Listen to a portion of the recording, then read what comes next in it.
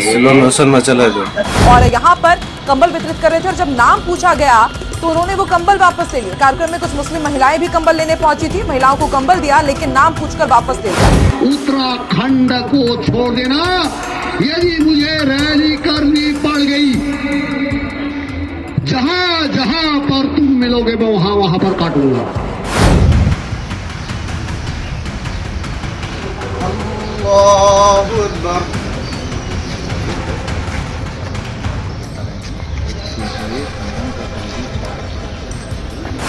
अंकिता भंडारी हिंदू थी मुसलमान थी?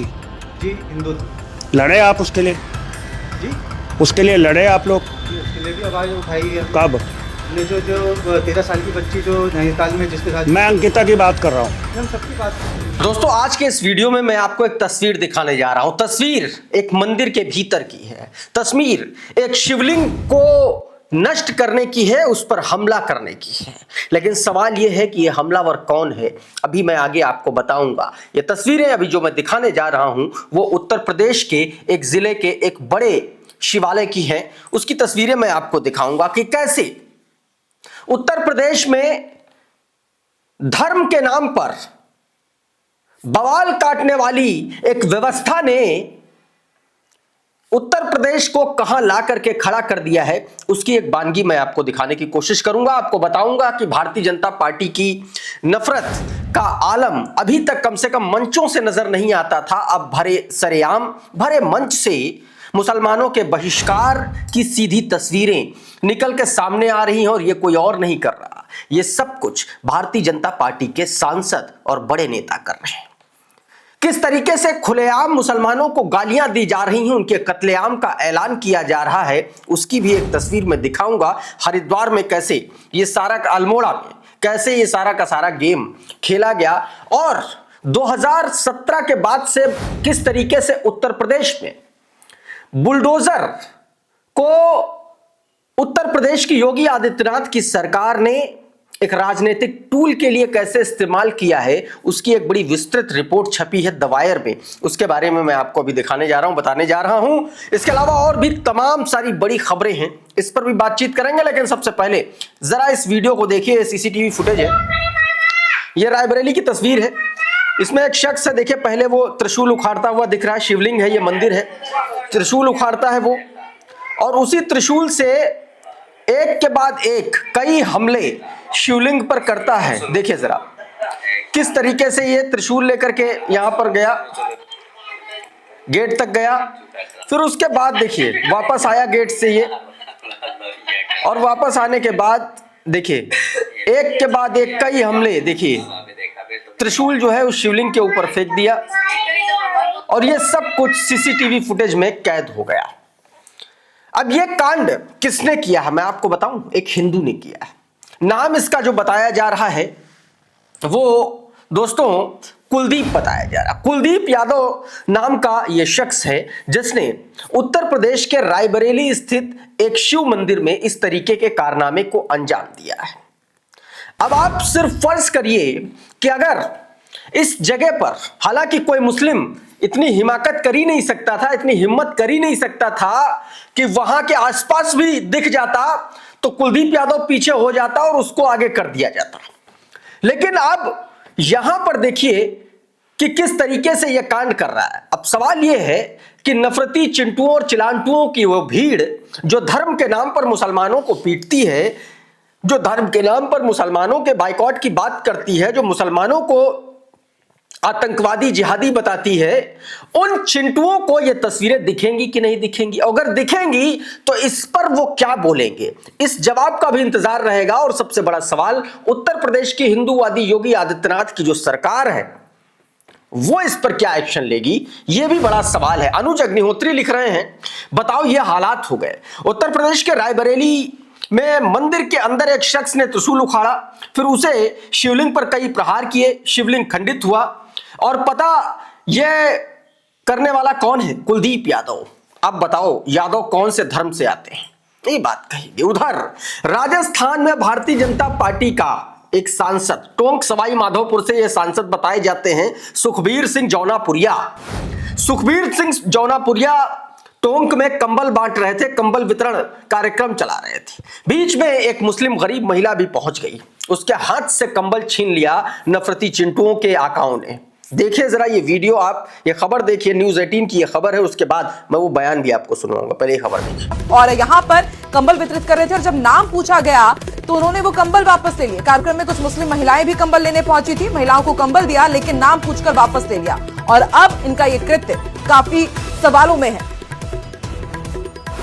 इमरान प्रतापगढ़ी लिख रहा है कि भाजपा की राजनीति का स्तर देखिए। बीजेपी का पूर्व सांसद, माफ कीजिएगा, पूर्व सांसद सुखबीर सिंह जौनापुरिया टोंक में कंबल बांट रहा है। जैसे ही पता चला कि कंबल लेने वाली महिला मुस्लिम है, उसे कंबल वापस ले लिया। नरेंद्र मोदी जी सबका साथ सबका विकास की शानदार ट्रेनिंग दी है, आपने अपने नेताओं को कितना जहर भरा है नेताओं के दिल में, ये बात उन्होंने कही। अब आप खुद सुन लीजिए क्या कुछ इस शख्स ने कहा, सुनिए जरा। काम कर, क्या नाम तेरा? हट एक तरफ पादे में ना मत दे। हाँ, आपको बुला के बैठाना चाहिए, मेरे नहीं है बुरा माने भला मानते नहीं। जो देखो बात सुनो, जो आप लोग बैठे ना, मैंने बताया जो मोदी गाड़ी रहने वाला उसको लड़ने का हक ही नहीं है। जाना चाहिए, हमने कहा गाँव में बुरा लगा, किसी बुरा लगा। एक और तस्वीर मैं आपको दिखाता हूं, उत्तराखंड के अल्मोड़ा की तस्वीर है और अल्मोड़ा का कोई बाबा के भेष में कोई नफरती चिलगोजा है जो मंच से सरेआम उसके मुंह से अपना वो गटर बहा रहा है। गटर मैं इसलिए इस्तेमाल कर रहा हूं क्योंकि इतनी गंदी भाषा, इतना गंदा लहजा, इतना नफरत जिसके दिल में भरी हो वो आदमी साफ हो नहीं सकता। लेकिन सबसे बड़ा सवाल है, दुर्भाग्य ये है कि इसने भगवा पहन रखा है। ये बाबा कहता है। इतना बदतमीज, अभद्र और सड़क छाप आदमी आपने जीवन में नहीं देखा होगा। देखिए जरा क्या कह रहा है ये। कितने भी जिहादी हो, जिहादी मानसिकता वालों को मैं चेतावनी देता हूं, उत्तराखंड को छोड़ देना। यदि मुझे रैली करनी पड़ गई, जहां जहां पर तुम मिलोगे मैं वहां वहां पर काटूंगा। और पुलिस प्रशासन भी अपनी व्यवस्था कर लेना, मुझे कोई खतरा नहीं। एक धारा लगे, दो धारा लगे, तीन धारा लगे, मेरी टीम आएगी तो फटाफटी करूंगा।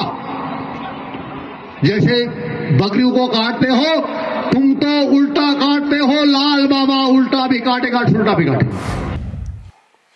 मुस्लिम स्पेस नाम का ट्विटर हैंडल है, उसने ये वीडियो निकाल करके अपने हैंडल पर लगाया और कहा जिहादियों का यहां से काटूंगा। ये इसने कोट किया है, ये इसने बोला है, वहां से काटूंगा जहां से खतना होता है, यहां से। इस तरीके की भाषा का इस्तेमाल ये आदमी कर रहा था भरे मंच से, और नीचे चिंटुओं की फौज ऐसे से ताली बजा रही थी।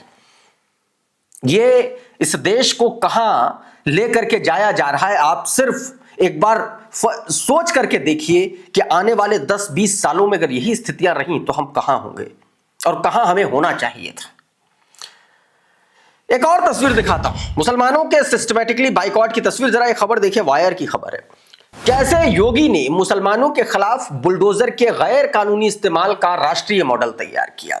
बुलडोजर के गैर कानूनी एक तरीके से इस्तेमाल का राष्ट्रीय मॉडल तैयार कर दिया। बुलडोजर को इस सरकार ने एक ऐसा प्रतीक बना दिया, उत्सव का प्रतीक बना दिया। बुलडोजर को एक समुदाय के खिलाफ जहर का प्रतीक बना दिया। बुलडोजर को मुसलमानों के खिलाफ एक अताताई, एक आतंक का पर्याय बना दिया, और बुलडोजर को राजनीति का हथियार बना लिया। यह भी कह लीजिए, बहुत सारी लंबी चौड़ी ये रिपोर्ट है। इसमें यूपी मॉडल पर आइए, अगर देखिए इसमें क्या बताया गया है।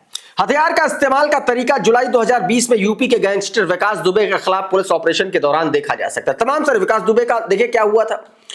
विकास दुबे ने पुलिस वालों को मारा, योगी आदित्यनाथ की सरकार ने उसको मारा और उसके बाद पूरा उसका साम्राज्य बुलडोजर से गिरा दिया। लेकिन कानून और संविधान इस देश का क्या कहता है?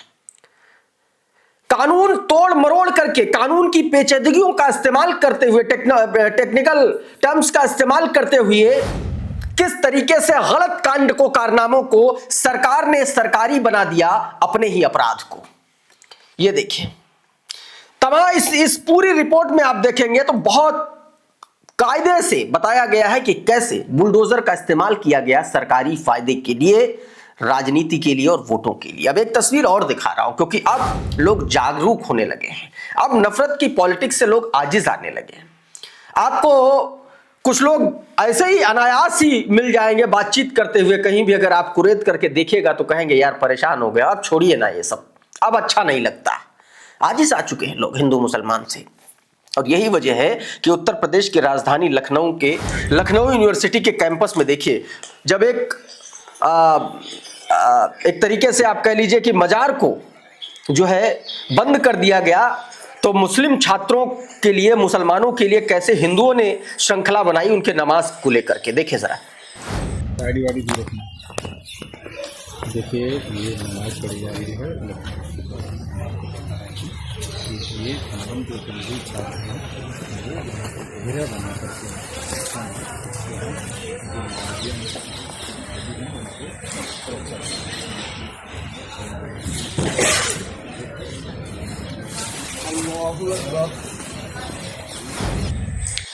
करिश्मा अजीज ने तस्वीरें अपने ट्विटर हैंडल से जारी की हैं और लिखा है कि लखनऊ विश्वविद्यालय में मस्जिद बंद किए जाने पर मुस्लिम छात्रों ने बाहर नमाज अदा की और एकजुटता में हिंदू छात्रों ने उनकी सुरक्षा के लिए मानव श्रृंखला बनाई। यही है असली भारत, जिससे नफरत करने वालों को तकलीफ होती है।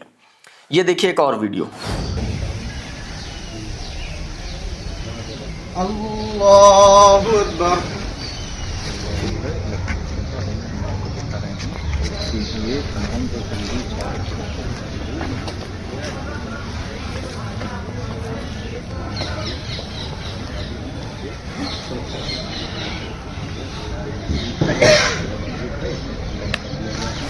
अशरफ हुसैन ने यह वीडियो जारी किया और लिखा कि इस भाईचारा को किसी की नजर ना लगे, मुस्लिम छात्र नमाज पढ़ रहे हैं और हिंदू छात्र उनकी हिफाजत के लिए सामने खड़े हैं। दरअसल लखनऊ यूनिवर्सिटी कैंपस के अंदर लाल बारादरी मस्जिद बंद किए जाने की खबर के बाद हिंदू मुस्लिम छात्र एक साथ हो गए, एक साथ इफ्तार किया। मुस्लिम छात्र नमाज पढ़ रहे हैं और हिंदू छात्र सामने खड़े हुए हैं। ये तस्वीरें लगातार वायरल है इंटरनेट पर दोस्तों। और अब ऐसे नफरती चिंटुओं को पत्रकारों ने भी करारा जवाब देना सीख लिया है। ऐसा लगता है कि उत्तराखंड में दीपक कुमार ने जो अलख जगाई है वो लोगों के दिलों तक पहुंचने लगी है। एक नफरती चिंटू ने प्रेस कॉन्फ्रेंस बुलाई मुसलमानों के खिलाफ अपना एजेंडा सेट करने के लिए, लेकिन पत्रकारों ने उसको ऐसा नंगा किया कि वो भाग खड़ा हुआ। मैं चाहता हूं कि आप ये वीडियो देखिए पहले। मोहम्मदन की अच्छे से कितनी परसेंट है मुस्लिम? मेरे ख्याल से 15-20% होगी। और Hindu? Hindu near about I think 70-80% होगी। तो कम कौन है? कम मुसलमान है। तो आप तो कह रहे हैं कि घट रही है। हिंदू खतरे में। एक मिनट रुको ना, आप तो कह रहे घट रही है। घट नहीं रही है अभी। मतलब ये आने वाले भविष्य के हिसाब से हमने जो इसको विचार विमर्श करके तब आगे करा है। अब एक सवाल, अंकिता भंडारी हिंदू थी मुसलमान थी? जी हिंदू थी। लड़े आप उसके लिए? जी उसके लिए लड़े आप लोग? जी उसके लिए भी आवाज उठाई है। कब? हमने जो 13 साल की बच्ची जो नैनीताल में जिसके साथ। मैं अंकिता की बात कर रहा हूँ। हम सबकी बात करते हैं, हम खाली एक बच्चे की बात नहीं कर रहे है ना। नहीं, हम सिर्फ अंकिता की बात कर रहे हैं। कब लड़ी आपने लड़ाई, जरा भी याद कराएं हमें। जी हम भी उसके लिए जो आवाज उठाई है हमने, हम भी प्रयास कर रहे हैं। हमारा उद्देश्य ये नहीं है कि हम जो केवल यहाँ। अब एक और तस्वीर मैं आपको दिखाता हूं। तस्वीर राजस्थान के एक सरकार के मंत्री की है, भारतीय जनता पार्टी के सरकार के मंत्री है मदन दिलावर। और मदन दिलावर भाजपा के मंत्री, और इनका आईक्यू लेवल एक बार देखिए जरा, मंच से समझ में आ रहा। कह रहे हैं कि भैंस का दूध पीने वाला बच्चा बुद्धि से भ्रष्ट होता है। देखिए, गोमाता का दूध पीने वाला बच्चा विद्वान होता है, बुद्धिमान होता है, और भैंस का बच्चा थोड़ा माइंड से भ्रष्ट होता है। महाराज जी, गांव का आदमी जरा समझता नहीं, परंतु मैं भी जानता हूं कि एक गाय के बच्चे को दूध पिला दो पेट भर के, भैंस के बच्चे को दूध पिला दो पेट भर के, और दोनों को छोड़ दो। अब ये बात ये किसके लिए कह रहे हैं, कौन सी जाति के लिए कह रहे हैं, ये आप खुद समझ सकते हैं। न्यूज़ 24 ने ये वीडियो अपने ट्विटर हैंडल से जारी किया। इस बीच एक और राज्य भारतीय जनता पार्टी शासित, जहां पर गृह मंत्री का शासन एक तरीके से चलता है, दिल्ली पुलिस उनकी है। वहां पर बीते दिनों आपने देखा होगा, दिल्ली में एक एक नॉर्थ ईस्ट के एक लड़के को किस तरीके से उसकी हत्या कर दी गई थी, एक बार फिर से नॉर्थ ईस्ट के लोगों को एक तरीके से नस्लीय टिप्पणी का मामला सामने आया है, अभद्र गाली गलौज का मामला सामने आया है। क्या कुछ चल रहा है जरा इस वीडियो में देखिए, यह आज तक की खबर है, देखिए जरा पूरा कहानी आपको यहां से पता चलेगी। दिल्ली के मालवीय नगर थाना क्षेत्र से एक नस्ल भेद टिप्पणी का मामला सामने आया है, जहां पर एक कपल के द्वारा नॉर्थ ईस्ट के अरुणाचल प्रदेश की रहने वाली 3 महिलाओं के साथ नस्ल भेदी टिप्पणी की गई है। इसके बाद पीड़ित महिलाओं के द्वारा पुलिस को शिकायत दी गई है। पुलिस ने आरोपी कपल के खिलाफ संबंधित धाराओं में मामला दर्ज कर जाँच शुरू कर दी है। वहीं इस घटना का वीडियो सोशल मीडिया में खूब वायरल हो रहा है। अपने खिलाफ हुई नस्ल भेदी टिप्पणी की शिकायत के लिए नॉर्थ ईस्ट की पीड़ित महिलाएं थाने पहुंची। पूरे मामले में मालवीय नगर थाने की पुलिस ने मामला दर्ज कर लिया है और जांच में जुट गई है। आप सोचिए कितनी गंदी और अभद्र और वाहियात बातें इसमें की गई। सचिन गुप्ता लिख रहे हैं, दिल्ली में रहने वाली अरुणाचल प्रदेश की 3 महिलाओं पर नस्लीय कमेंट किए गए, उन्हें मोमो कहा, धंधे वाली कहा, मसाज पार्लर चलाने का आरोप लगाया। पूरा विवाद गंदगी फैलाने को लेकर के था। गंदगी कोई नहीं थी, दरअसल एसी लगा रहा था ये परिवार अपने ऊपर के फ्लैट में, और नीचे के फ्लैट में उसकी कुछ डस्ट चली गई थी, इतनी बात थी। और इस बात पर देखिए कि क्या कुछ हो गया। एक और तस्वीर मैं आपको दिखाता हूं। तस्वीर पुरानी है, तस्वीर कल की है, लेकिन यह तस्वीर दिखाना इसलिए लाजिम है क्योंकि अब इस तस्वीर को जारी करने वाले पत्रकार पर दबाव बनाया जा रहा है। दबाव गोदी पत्रकार भी बना रहे हैं, दबाव मोदी सरकार के चिलांटू भी बना रहे हैं, और दबाव वो रेलवेज के अफसर भी बना रहे हैं कि किसी तरीके से ये वीडियो डिलीट कर दो। जरा ये वीडियो देखो, ये मैंने आपको कल दिखाया था। ये एनसीआरटीसी की तरफ से जो Delhi Meerut rapid rail corridor का उद्घाटन करने वाले थे कल प्रधानमंत्री नरेंद्र मोदी, उससे पहले की तस्वीरें हैं। देखिए किस तरीके से पंगत में बैठा करके गोदी पत्रकारों को भोजन कराया गया। पत्रकारों को यह दिन आ गया, बताइए, जमीन पर बैठा करके भोजन कराया जा रहा है, इनको खाना खिलाया जा रहा है। बस यही तस्वीरें सचिन गुप्ता ने जारी कर दी थी। अब सचिन गुप्ता को धमकियां मिल रही हैं, उनको वीडियो को डिलीट करने के लिए कहा जा रहा है। यह सचिन का ट्वीट देखिए, लिख रहा है कि कल मैंने दिल्ली रैपिड रेल स्टेशन का ये वीडियो पोस्ट किया, इस पर मुझे तमाम फोन आ रहे हैं। पत्रकार कह रहे हैं कि हमें खाना खाते क्यों दिखा दिया, एनसीआरटीसी वाले कह रहे हैं कि वीडियो डिलीट करो, इनकी पीआर टीम में एक महिला ऑफिसर ने तो कंप्लेंट तक करने की धमकी दे दी। मैं कल से समझ नहीं पा रहा कि मैंने गलत क्या लिखा है, आप ही बताएं। गलत दरअसल सचिन भाई आपने ये कर दिया है कि इस पूरी की पूरी जो प्यार का जो पूरा खाका था नरेंद्र मोदी के चिंटुओं का, वो आपने एक्सपोज कर दिया। गलत आपने यह कर दिया कि गोदी पत्रकारों के पूरे पूरे झुंड को आपने नंगा कर दिया। गलत आपने यह कर दिया कि किस तरीके से नरेंद्र मोदी अपने प्रचार तंत्र का इस्तेमाल करने के लिए कौन कौन से हथकंडे अपनाता है, उसका खुलासा आपने कर दिया। और यही बात ना तो एनसीआरटीसी के लोगों को पच रही है, ना तो नरेंद्र मोदी के चिंटुओं को। अब देखिए किस तरीके से एक पत्रकार को धमकाया जा रहा है। एक और तस्वीर मैं आपको दिखाता हूं उसी को लेकर के। ये देखिए, ये नरेंद्र मोदी ने कल उद्घाटन किया था, इसका एक और सच आपको दिखा देता हूं। खाना गोदी मीडिया वाला आपको दिखा दिया। अब जरा एक ट्वीट पढ़ लीजिए अजय शुक्ला का। काहे का उद्घाटन नरेंद्र मोदी बाबू, स्वदेशी या चीनी रैपिड रेल, उद्घाटन फिर उद्घाटन फिर उद्घाटन और फिर उद्घाटन। चीनी कंपनी की सहायता से बनी दिल्ली में मेरठ रैपिड रेल परियोजना अब तक 4 बार उद्घाटन कर चुका है।